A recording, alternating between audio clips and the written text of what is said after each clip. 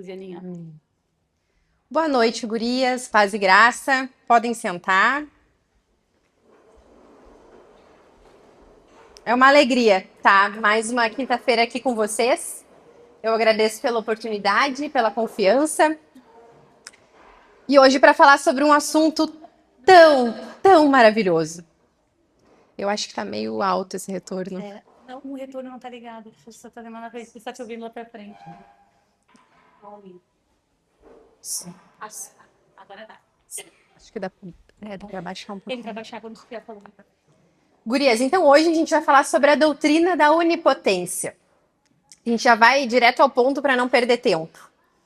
A gente vai dividir a nossa reflexão hoje em duas partes. No primeiro momento, a gente vai entender o que é, onde está registrada, o que a Bíblia fala sobre essa onipotência de Deus. E num segundo momento, a gente vai ver essa doutrina como ela é aplicada na nossa vida cotidiana.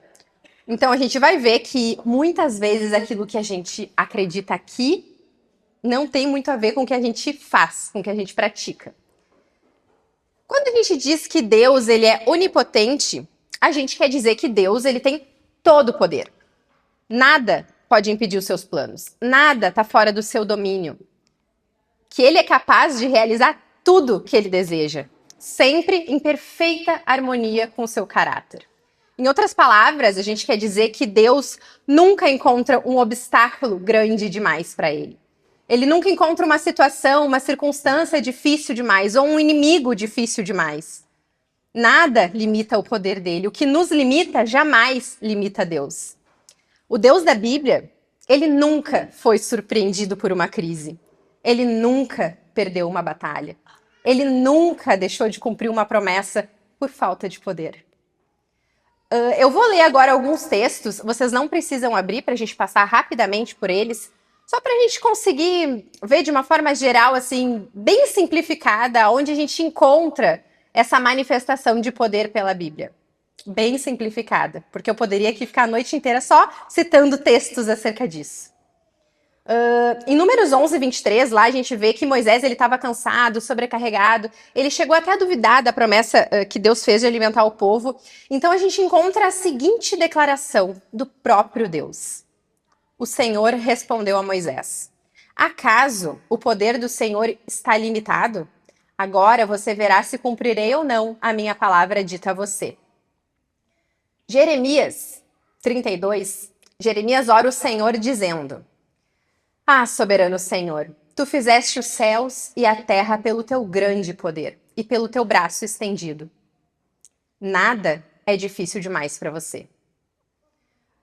No Novo Testamento, quando o anjo do Senhor ele visita Maria e ele anuncia que ela seria a mãe do Salvador, ainda virgem, e que a sua prima Isabel, que era estéril, também estava grávida, ele diz: porque para Deus nada é impossível. Lá no finalzinho, em Apocalipse, a gente também vê uma declaração do próprio Deus acerca dele mesmo. Ele diz: eu sou o Alfa e o Ômega, diz o Senhor Deus, que é, que era e que há de vir, o Todo-Poderoso. De Gênesis a Apocalipse, a Bíblia está cheia de referência ao poder de Deus. Ele é único em poder. Não há nada no céu ou na terra que se compare ao poder ilimitado desse Deus. Toda comparação ou toda categoria que a gente possa usar para tentar explicar a onipotência de Deus, ela é pobre, ela é insuficiente, não existe uma analogia viável. Isso, essa verdade, o poder de Deus, não é uma novidade para nós. A gente crê nisso. A gente cresceu ouvindo sobre os milagres de Deus, a nossa fé é firmada num Deus que tem todo o poder. Então, por que muitas vezes a gente vive a nossa vida como se essa verdade não existisse? Com a correria dos nossos dias, do nosso dia a dia, a gente muitas vezes não para refletir sobre como a gente crê. E assim, a gente vai perdendo a profundidade de glória daquilo que essa verdade ela representa. Ou ainda, essas verdades elas vão se tornando tão comuns, tão familiares, que elas já não comovem mais o nosso coração. E aqui a gente tem um problema. A nossa vida, ela é moldada por aquilo que nos impressiona. A gente foi programada para admirar. Então, o nosso coração, ele vai estar sempre procurando alguma coisa para admirar. E tudo que conquista o nosso coração, em certa medida, também tem um controle sobre nós. E é por isso que é tão importante a gente estudar as doutrinas de Deus. Para que o nosso coração, ele seja reconquistado, ele seja conquistado, e os nossos afetos, eles sejam realinhados pela palavra de Deus. Por isso que é tão importante a gente falar sobre a soberania, sobre a doutrina da palavra, sobre a doutrina de Deus no homem, sobre a doutrina, todas essas doutrinas que a gente vem estudando a cada quinta-feira, para que o nosso coração, ele se admire cada vez mais por esse poder, por esse Deus tão maravilhoso. Nessa noite, o convite, ele está aberto, para que a gente deixe o nosso coração se comover com essa onipotência, para a gente refletir sobre o poder e se admirar ainda mais com o ser de Deus. A gente vai analisar 2 aspectos sobre a onipotência de Deus. E o primeiro é a sua criação. A gente já está com o coração aquecido dos louvores. Então vamos lá. É impressionante como desde a primeira palavra da Bíblia, desde a primeira sentença, desde a primeira página, Deus ele já demonstra o seu poder. Gênesis 1, o poder da sua criação. Gurias, Deus disse haja e houve. Do nada, do vazio, luz, céu, terra, vegetação, animais, estrelas, galáxias, mares, tudo criado a partir do poder da sua palavra. É impossível a gente olhar para tudo isso e a gente não se maravilhar. Gurias, pensem na criação do homem. Deus ele pegou um punhado de pó da terra. Ele soprou vida e Adão passou a existir. Um sopro divino foi suficiente para criar o homem.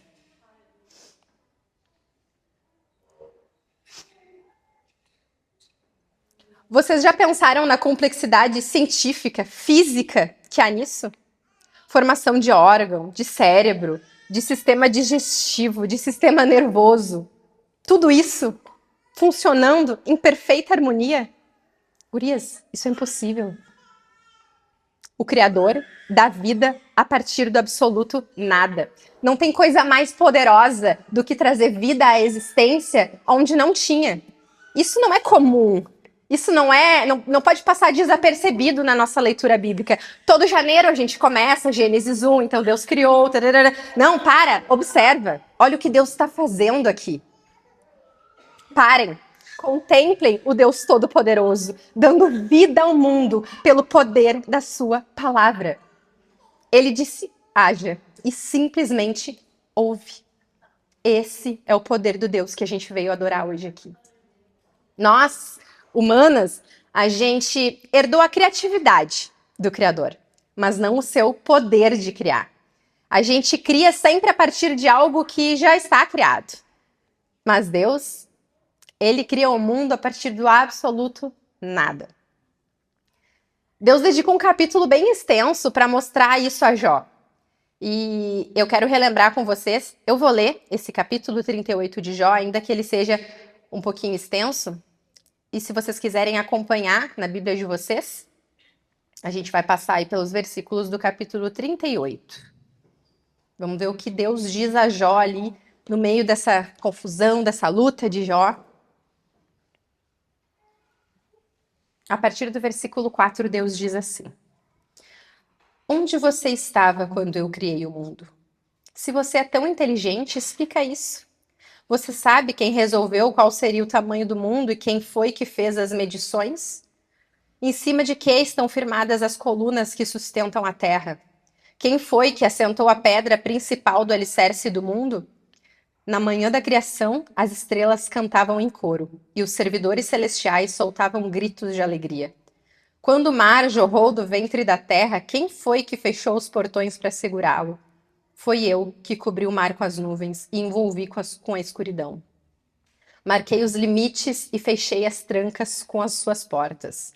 Eu lhe disse, você chegará até esse ponto, e daqui não passará. As suas altas ondas pararão aqui. Quando eu vou para a praia e eu olho aquele imenso mar, Eu fico contemplando aquela natureza incrível que Deus fez. Gurias, o mar não avança pelo poder de Deus. É o poder de Deus que mantém as coisas, a ordem como ela está, que mantém as estrelas onde elas estão. É o poder de Deus que sustenta esse mundo. Versículo 12. Jó, alguma vez na sua vida você ordenou que viesse a madrugada e assim começasse um novo dia? Você alguma vez mandou que a luz se espalhasse sobre a terra, sacudindo os perversos e os expulsando dos seus esconderijos? A luz do dia mostra as formas das montanhas e dos vales, como se fossem as dobras de um vestido ou as marcas de um sinete de barro. Essa luz é clara demais para os perversos e os impede de praticar a violência. Jó, você já visitou as nascentes do mar? Já passeou pelo fundo do oceano? Gurias, até hoje, com toda a tecnologia que o homem já foi capaz de inventar, existem lugares obscuros do oceano. Existem lugares que o homem nunca conseguiu chegar. Tamanha é a grandeza do universo da criação, do universo que Deus criou. 17. Alguém já lhe mostrou os portões do mundo dos mortos, aquele mundo de escuridão sem fim? Você tem alguma ideia da largura da Terra? Responda, se é que você sabe tudo isso. De onde vem a luz? Qual é a origem da escuridão? Você sabe mostrar a elas até onde deve chegar? E depois, fazer com que voltem outra vez ao ponto de partida? Sim, você deve saber, pois é bem idoso e já havia nascido quando o mundo foi criado.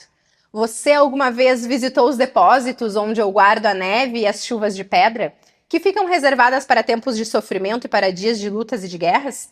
Você já esteve no lugar onde nasce o sol ou no ponto onde começa a soprar o vento leste? Quem foi que abriu um canal para deixar cair os aguaceiros e marcou o caminho por onde a tempestade deve passar? Quem faz a chuva cair no deserto, em lugares onde ninguém mora?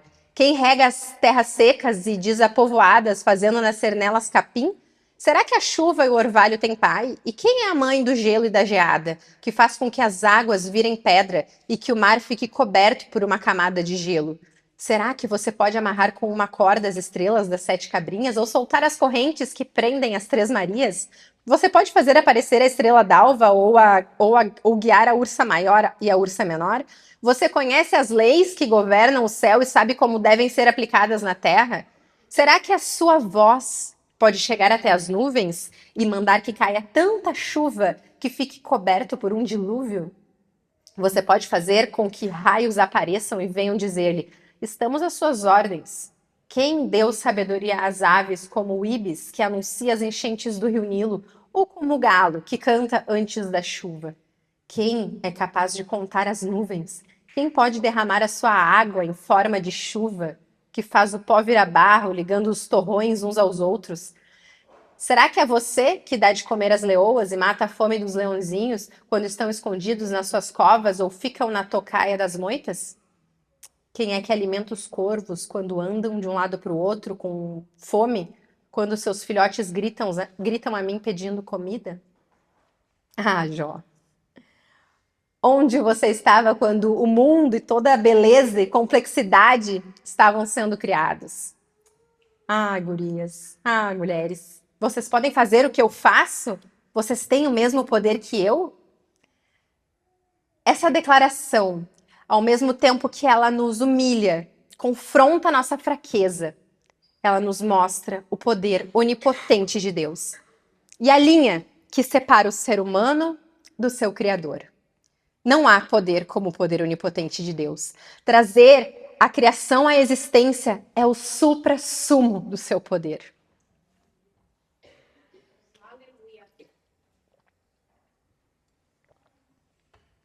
Outro aspecto acerca da onipotência de Deus que a gente vê na Bíblia é o poder da ressurreição. Nessa altura que o nosso coração ele já está bem aquecidinho de admiração, a gente vai abrir mais um espacinho, porque agora a gente vai falar sobre o poder de ressuscitar. Vai crescer mais deslumbramento em nós.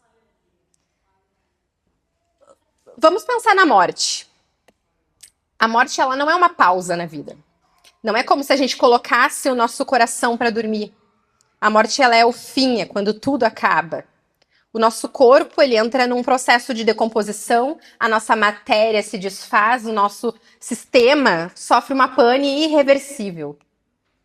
Ressurreição.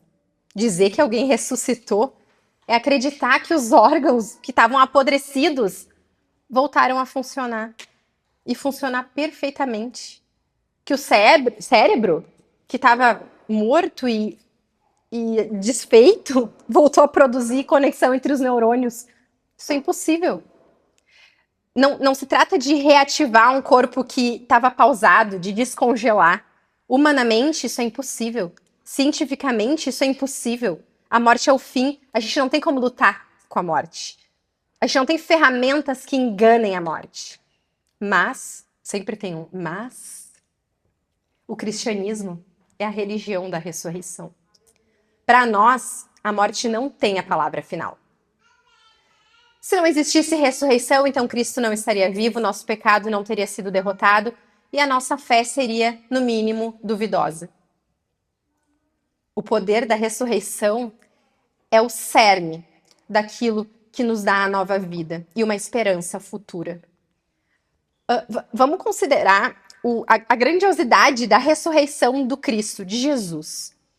O Paul Tripp, no livro Você Acredita, ele escreve as seguintes palavras acerca do que precisou acontecer aqui no mundo físico para que Jesus voltasse à vida.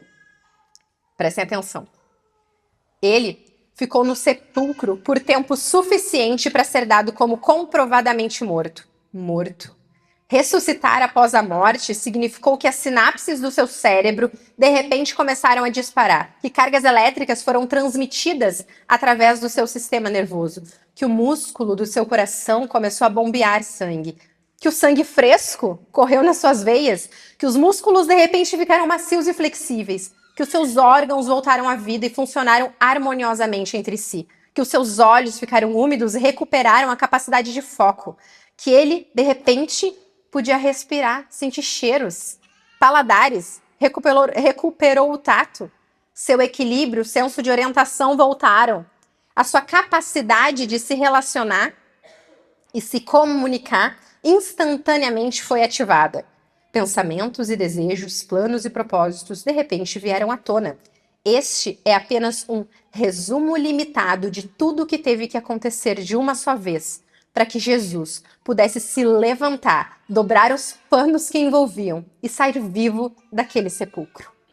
Gurias, nenhum esforço foi necessário para que Jesus ressuscitasse.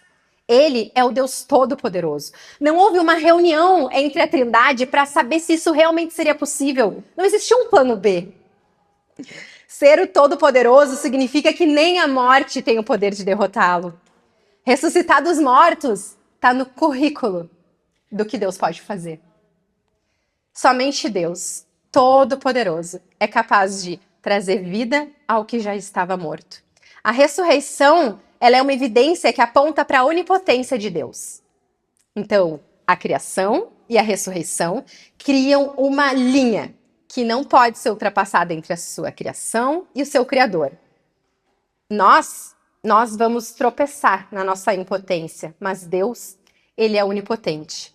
E esse Deus cujo poder é ilimitado é o nosso Pai. E aqui, é nessa verdade que a gente pode descansar.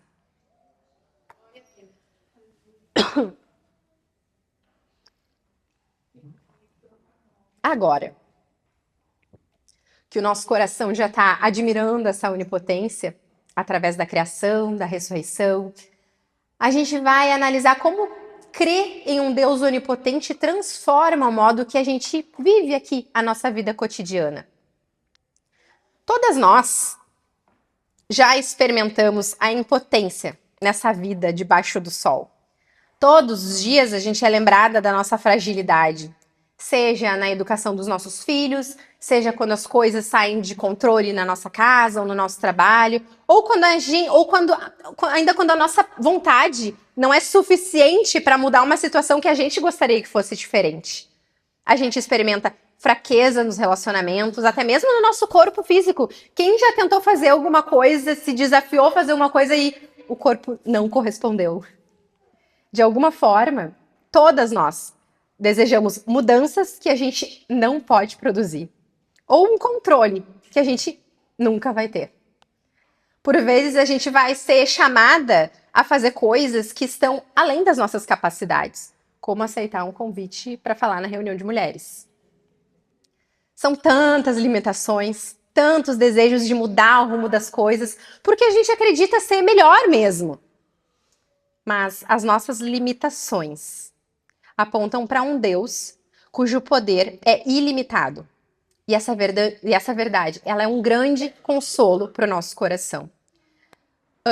Vamos refletir juntas sobre 4 aspectos, 4 verdades que vão ajudar a gente a refletir sobre a importância de viver à luz dessa onipotência. Em primeiro, todas nós somos tentadas a duvidar do poder de Deus. A verdade é que a gente tem dificuldade mesmo para confiar.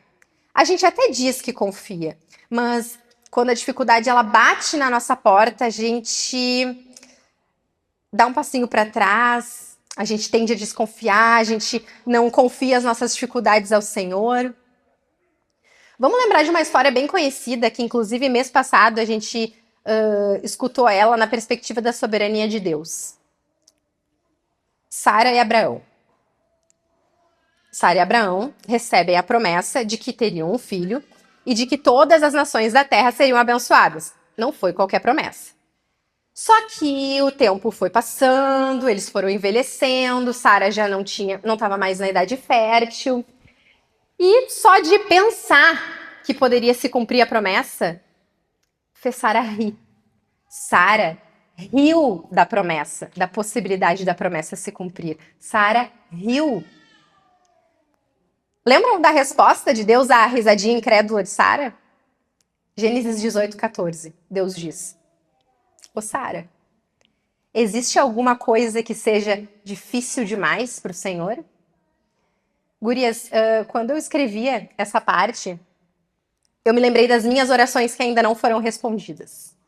Eu lembrei de quantas vezes eu duvidei da conversão de pessoas pelas quais eu orava. Eu lembrei de coisas que eu já nem orava mais. Porque talvez lá no fundo eu não acreditava que seria possível que se cumprisse. Talvez vocês também tenham as causas humanamente impossíveis de vocês. Mas o antídoto para essa nossa desesperança está nas palavras do próprio Deus. Mulheres, por acaso existe coisa impossível para o Senhor? O problema de Sara foi que ela colocou foco na sua própria impotência diante daquela situação. Ela não podia mais gerar. Ela falhou em crer no poder daquele que havia prometido a ela um filho. Ela falhou em crer que o Senhor exerce o seu poder em favor dos seus filhos. Sara, por acaso existe impossível para o Senhor? Outro exemplo a gente vai encontrar lá em Moisés. Depois de gerações de escravidão, Deus ouve o clamor do povo. Ele envia Moisés para anunciar a promessa de libertação. Deveria ser um momento de júbilo, de alegria. Mas vocês lembram como o povo respondeu? Portanto, lá em Êxodo 6, diga aos filhos de Israel: eu sou o Senhor, vou tirá-los dos trabalhos pesados do Egito, vou livrá-los da escravidão, vou resgatar vocês com o braço estendido e com grande manifestação de juízo. Eu os tomarei por meu povo e serei o seu Deus. E vocês saberão que eu sou o Senhor, seu Deus, que tiro dos trabalhos pesados do Egito. Eu os levarei para a terra que jurei dar a Abraão, Isaque e Jacó. Darei a vocês a terra como herança. Eu sou o Senhor. Uau! Mas aí o texto continua. Desse modo, Moisés falou aos filhos de Israel, mas eles não deram ouvidos a Moisés, por causa da angústia de espírito e da dura escravidão. O texto ele nos mostra aqui 2 obstáculos que fizeram o povo desconsiderar que o poder de Deus estava agindo em favor deles. Primeiro era a situação deles como escravo. Eles estavam lá na escravidão há tanto tempo que talvez essa condição difícil realmente tinha tirado a esperança deles de que as coisas iriam mudar. E em segundo lugar era o seu coração. Algumas traduções trazem aqui como dizem que o espírito deles estava alquebrado, ou seja, sem vigor, debilitado, exausto. Eles estavam profundamente desencorajados, incapazes de reunir força para ter esperança. E muitas vezes a gente é como esse povo de Israel. A gente está enfrentando situações tão difíceis, E há tanto tempo que a gente perde a esperança de que tudo pode mudar. O nosso espírito, ele também fica quebrado. O desânimo pode ser tão grande que a gente já não consegue mais nem achar palavras para orar. E é nesse ponto que a gente precisa lutar. Lutar para que a nossa teologia, o nosso conhecimento sobre a doutrina da onipotência de Deus não seja apenas intelectual, mas que alcance o nosso coração. A gente precisa lutar para que as aflições desse mundo caído não esmaguem a nossa esperança. Gurias, o dia que eu escrevi essas palavras, já faz bastante tempo que já está pronto. Era uma sexta-feira de manhã, uma sexta-feira que antecedia o domingo de Dia das Mães, maio.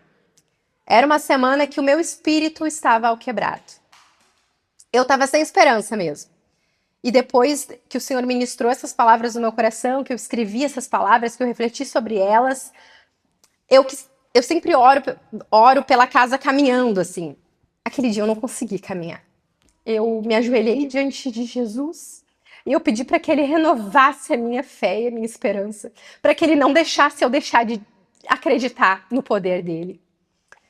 Algumas horas depois, eu tinha 5 testes positivos de gravidez. 6 anos eu bati na porta do Senhor e Ele resolveu me responder naquela sexta-feira de maio.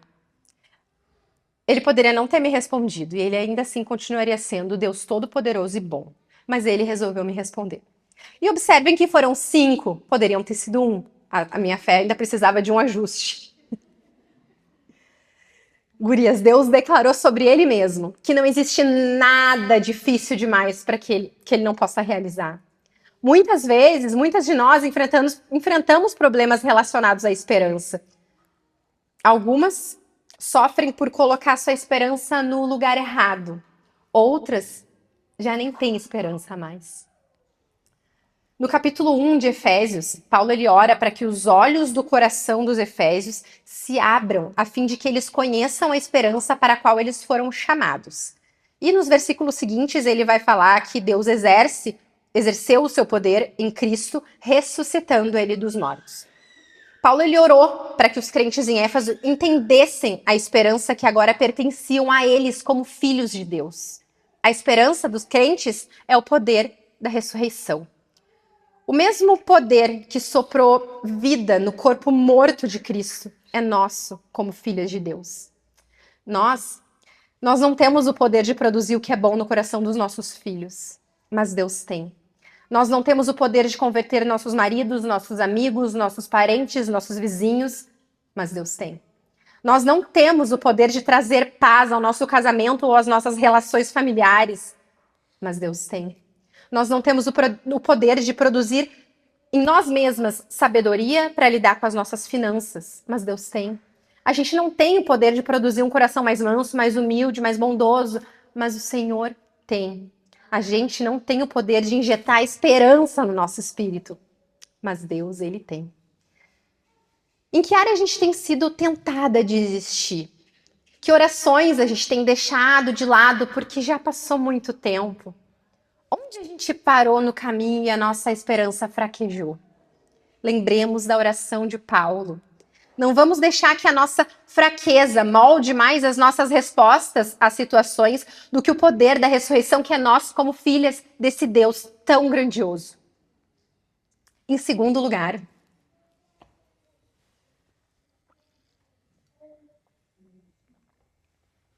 o poder de Deus no cotidiano, no nosso dia a dia.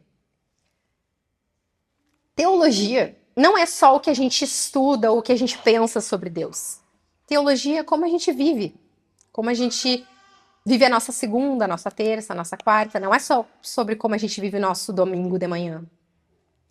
Aquilo que a gente crê passa a ser o nosso estilo de vida. Logo, se a gente crê num Deus todo-poderoso, isso vai impactar diretamente na nossa vida prática. Lembrem, somos filhas de um Deus onipotente. Isso quer dizer que o poder dele não é só sobre uma expressão de quem ele é. Porque agora, pela graça, o poder dele é um dom para nós como filhas dele. Viver nesse mundo é bem difícil. Ser cristã num mundo que odeia Cristo é bem difícil. É difícil a gente amar as pessoas que não são amáveis com a gente. É difícil manter a paz num ano de eleições. É difícil a gente ser uma mãe pacienciosa enquanto a gente enfrenta a adolescência dos nossos filhos. É difícil a gente exercer a autoridade que Deus nos deu sem misturar com o nosso ego e o nosso orgulho. É difícil a gente amar o nosso marido sem esperar nada em troca. É difícil a gente ser uma mulher solteira e lidar com a solidão ou com o adiamento de sonhos que a gente talvez não saiba se vão realizar. É difícil a gente manter a pureza sexual numa cultura pornográfica que exalta o sexo sem compromisso. É difícil a amargura, não deixar a amargura tomar conta do nosso coração quando a idade vai avançando e a gente vai se deparando com incapacidades, impotências, com solidão. É difícil a gente lidar com o dinheiro, obedecer o chamado de dizimar, de ofertar. É difícil ser menos egoísta. É difícil, no meio da nossa própria correria que a gente mesmo se coloca, a gente parar e ter um momento para meditar nas escrituras. É difícil a gente perdoar, é difícil a gente pedir perdão. É difícil a gente responder com mansidão às situações que afrontam o nosso orgulho. É difícil a gente ser fiel a tudo que Deus nos pede para ser. É difícil ser parecida com Jesus. A verdade é que, como o nosso pastor diz, a vida cristã não é difícil. Ela é impossível. Quando a gente acha que a gente vai conseguir viver como cristãs aqui, pela nossa própria força, nossa própria disciplina, o tombo vai ser bem grande. Isso é impossível. A gente não vai conseguir. É impossível controlar a nossa própria língua, é impossível amar como a gente é chamada a amar, é impossível a gente ter domínio sobre os nossos próprios pensamentos, os nossos sentimentos, pensamentos e desejos. Se a gente é deixada a nossa própria conta para viver como cristãs, isso é impossível para nós. Mas, lembrem, sempre tem mas, a gloriosa mensagem do Evangelho é que a gente não foi deixada sozinhas para viver a nossa própria sorte. Deus, ele responde à nossa fraqueza com poder. Quando a gente acredita nisso, a gente pode ter esperança. A gente muda a forma com que a gente lida com as situações difíceis do nosso dia, da nossa vida. Deus, ele não nos salvou e ele disse assim: vão agora, sejam santas como eu, se virem. A força dele, o poder dele é que nos capacita todos os dias para responder a esses pecados com santidade. E gurias, essa fraqueza, essa parte de nós que a gente não gosta, ela é a porta de entrada para um poder que a gente nunca experimentou. É na fraqueza que a gente encontra Deus. É aqui que o poder dele opera em nós. Paulo, ele vai dizer que o Espírito de Deus, o Espírito que Deus nos deu, não nos torna medrosas. Pelo contrário, o Espírito nos enche de poder e de amor e nos torna prudentes. Ele ainda diz que agora, que a glória seja dada a Deus, o qual, por meio do seu poder, que age em nós, pode fazer muito mais do que a gente pede ou do que a gente pensa. O poder dele está operando agora mesmo nos nossos corações. Mesmo quando a gente está desanimada, irritada, triste, sem esperança, cansada, o poder dele ele continua se movendo em nosso favor. Deus não dorme. Se a gente acredita nisso, vivamos como quem acredita. A ansiedade ela não nos governa mais. O medo, a falta de esperança não tem mais lugar no nosso coração. O poder de Deus está operando nas áreas mais escondidas do nosso coração, está lá no subsolo. E agora, como um milagre, eu consigo amar as pessoas e perdoá-las como antes eu não conseguia. Eu consigo olhar com bondade para as minhas irmãs, proferir bênçãos sobre a vida delas, sem ter uma crítica a tudo, como antes eu não conseguia. Parece que os ciúmes, a inveja vão dando lugar, vão indo embora. Ah, gurias, parece que a gente olha para os homens sem malícia, que a gente está mais paciente, que a gente responde com mais mansidão, que a gente se torna menos preguiçosa, que a gente se torna mais generosa. Parece que agora a gente se parece mais com Jesus. Uau! Quando a gente se dá conta que as nossas fraquezas não nos dominam mais, a gente vê o poder de Deus agindo na nossa vida. Porque o poder dele vai nos capacitando, vai nos libertando de cada uma delas. Eu encerro esse tópico te convidando para refletir sobre a tua vida, sobre esses porões escuros do coração. Esses que a gente não conversa nas rodas de amigas, ou que a gente às vezes não tem coragem nem para dizer para confessar ou para conversar com as pessoas mais íntimas. O que precisa ser confessado? Onde o poder de Deus precisa transformar nessa noite? Pedi, dar-se-vos-á. Em terceiro lugar, a nossa fé é limitada, mas Deus não é. Eu adoro essa história. Em 1 Samuel, a gente tem o relato da luta entre Davi e Golias. Golias, o gigante, chega lá afrontando o exército de Israel. Deixa todo mundo com muito medo. Ele desafia alguém para lutar com ele. Mas Saul e aquele forte exército de Israel, que ninguém vai, tá todo mundo escondido, tremendo. Isso, gurias, dura uns 40 dias. Ninguém tem coragem de enfrentar Golias. Até que chega Davi. Um pastorzinho de ovelha, sem experiência nesse tipo de batalha, chega e diz para Saul: Saul, ninguém deve ficar com medo desse filisteu. Deixa pra mim, eu vou lutar com ele. Ai, gurias, que piada é essa? Quem Davi pensava que era mais forte que o exército de Israel? Então, Davi vai, ele convence Golias, convence Saul de que ele consegue. E olha o que ele diz para Saul. Que ele, enquanto pastor de ovelhas, ele diz assim, ó: como pastor, Deus já havia salvado ele das mãos de leões, de ursos e certamente salvaria das mãos de Golias. Davi já tinha experimentado o poder de fazer algo que não teria capacidade porque o poder de Deus estava com ele. Então ele chega diante daquele gigante e ele declara as seguintes palavras: você vem contra mim com espada, lança e dardo, mas eu vou contra você em nome do Senhor Todo-Poderoso, o Deus dos exércitos israelitas que você desafiou. Hoje mesmo o Senhor Deus entregará você nas minhas mãos e eu o vencerei e cortarei a sua cabeça e darei os corpos aos soldados filisteus para as aves e os animais comerem. Então o mundo inteiro saberá que o povo de Israel tem um Deus. E todos aqui verão que ele não precisa de espada ou de lança para salvar o seu povo. Ele é vitorioso na batalha. E ele entregará todos vocês nas nossas mãos. Gurias, Davi, ele sabia que a luta não era entre ele, um pastor fraquinho, e um gigante todo-poderoso.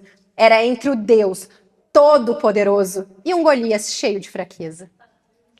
O que diferenciava Davi aqui nesse momento do exército, porque o exército também acreditava em Deus, acreditava no poder de Deus, era que Davi não só acreditava nesse poder no intelecto. Essa verdade, ela entrou no coração dele, ela tomou conta das suas decisões. Ele não tinha o que temer, ele tinha certeza que Deus estava com ele. Ele já havia provado isso nos campos e ele não tinha dúvida. Deus já me livrou, ele vai me livrar agora. Eu lembrei da música que a gente cantou no último domingo. Eu não vou cantar, não se preocupe.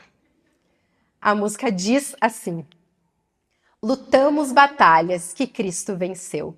Não importa o que virá, vamos descansar. Eu não conheço o amanhã, mas eu sei o que ele já fez.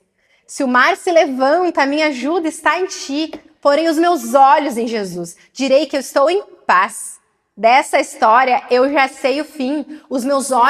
Com os meus olhos te verei. Tu nos guarda em tuas mãos, na vida e na morte, sem temer. Dessa história eu já sei o fim. Lutamos batalhas que Cristo já venceu. Não importa o que virá. Vamos descansar. Não conheço amanhã, mas eu sei o que Jesus já fez.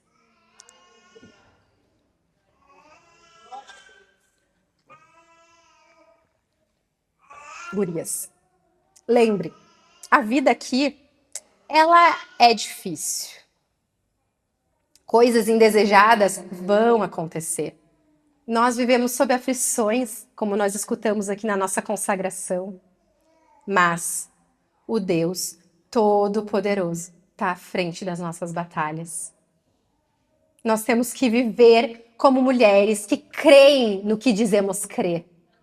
O poder de Deus, ele está agindo em nosso favor. Nós somos o povo dele. E por último, nem sempre a gente vai ficar feliz com a forma que Deus exerce o seu poder. A gente já viu o quanto a gente pode ser incrédula quando se trata de aceitar que Deus exerce o seu poder em nosso favor. Mas agora a gente tem que enfrentar outro problema. Será que a gente vai gostar da forma que ele faz isso quando ele fizer? A gente não pode duvidar da bondade de Deus. Muitas vezes ele nos levará por caminhos difíceis e não é porque ele é um Deus mau, mas simplesmente ele escolheu esse caminho como um instrumento de graça redentora nas nossas vidas. Muitas vezes a gente se sente cansada, desapontada, triste, e não é porque o poder de Deus não está agindo na nossa vida. Talvez é porque a gente não esteja identificando, porque a gente não gostaria que estivesse agindo daquela forma. Não é a forma que a gente gostaria. Sabe onde a gente vê um exemplo bem claro disso na Bíblia? Lembra do povo reclamão? O povo de Israel foi liberto da escravidão. A gente já falou deles antes. Eles estavam lá, na sua jornada, peregrinando, rumo à Terra Prometida. Como eles estavam em movimento de um lugar para o outro, eles não conseguiam plantar, criar animais. Então, algo muito, muito, muito poderoso acontece. Deus libera o seu poder onipotente para suprir a necessidade daquele povo. Ele alimenta aquele povo da forma mais milagrosa que eu consigo pensar. Deus literalmente faz comida cair do céu para que eles pudessem saciar a fome. Vocês têm noção que é acordar pela manhã e ter ali a provisão quentinha de Deus? Sem nenhum esforço? E diante dessa manifestação maravilhosa do poder de Deus em favor deles, lembram o que eles responderam? Números 11. Havia estrangeiros viajando com os israelitas. Eles estavam com muita vontade de comer carne. E até mesmo os israelitas começaram a reclamar, dizendo: Ah, se tivéssemos um pouco de carne para comer. No Egito, comíamos quanto peixe queríamos. E era de graça. E que saudade dos pepinos, dos melões, das verduras, das cebolas e dos alhos. Mas agora acabaram-se as nossas forças. Não há mais nada para comer. A única coisa que a gente vê é esse maná. Esse maná. Aquele que cai do céu para eles todos os dias. Aparentemente, o povo não gostou do cardápio que o Deus Todo-Poderoso mandou para eles. A provisão que Deus enviou não satisfez os seus filhos. E daí aqui algo mais profundo acontece. Vocês perceberam aqui, enquanto eu lia, que junto com a reclamação de que Deus, da provisão de Deus, vem uma comparação com a terra do Egito? Aquela terra que eles eram escravos, aquela que eles sofriam aflições. Eles começaram a sonhar de volta com o Egito. Do que eles tinham variedade de comer lá, como se o Egito fosse um grande supermercado maravilhoso. E não uma terra de escravidão como era.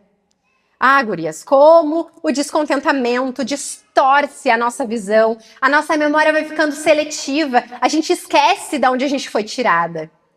O descontentamento faz a gente duvidar da bondade de Deus, faz a gente questionar a forma com que ele exerce o seu poder em nosso favor, faz a gente fazer comparações pecaminosas, faz a gente desejar o que a gente não deveria desejar, faz a gente reclamar do que a gente deveria estar agradecendo. E isso é mais comum do que a gente gostaria. Isso acontece nas nossas vidas também. Mas a nossa teologia deve fazer a gente parar e refletir sobre como a gente tem respondido às situações do nosso cotidiano. Se com gratidão ou se com murmuração. Não se esqueçam, o que Salmo 145 diz. O Senhor é bondoso com todos e cuida com carinho das suas criaturas. Mateus diz, vocês mesmos sendo maus sabem dar coisas boas aos seus filhos, quanto mais o Pai de vocês, que está no céu, dará coisas boas aos que lhe pedirem. Deus, em toda a sua glória, ele se preocupa com os seus filhos. Deus é bondoso. O seu poder, ele opera em nosso favor todos os dias. E a gente deve andar nesse mundo, de acordo com essa verdade que a gente diz crer. Podem ficar de pé. Se o pessoal da música quiser ir passando.